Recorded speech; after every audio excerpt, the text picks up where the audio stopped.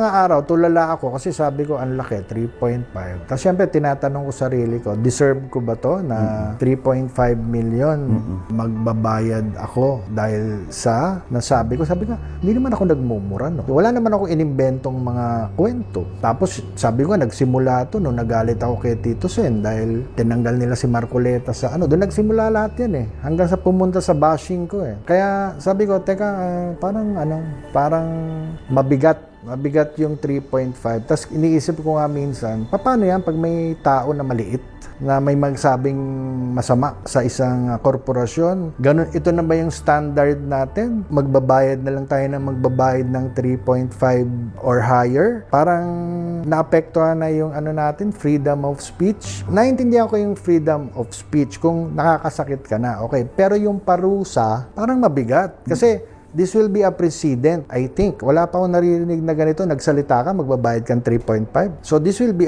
para sa akin, a precedence. Ibig sabihin, una, na lahat na magsasalita, lalo na sa showbiz o ganyan. Pag may sinabihan ka na malaking tao o malaking korporasyon, pwedeng maging basehan na to. Oh, si Anjo nga, 3.5. Kaya ikaw, 3.5 ka rin.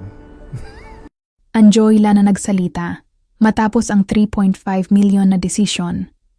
Sa panayam kay Ogie Diaz, nagbigay ng pahayag si Anjoy Lana kaugnay ng desisyon ng korte na nag-utos sa kanya na magbayad ng 3.5 million na danyos sa TVJ Productions. Ayon kay Anjo, mabigat para sa kanya ang halagang ito at sinabi niyang plano niyang iapela ang naging desisyon. Humingi rin siya ng tawad kina Tito Soto, Vic Soto at Joey De Leon habang ipinapahayag ang kanyang panig sa isyu. Ano ang masasabi mo sa pahayag ni Anjo?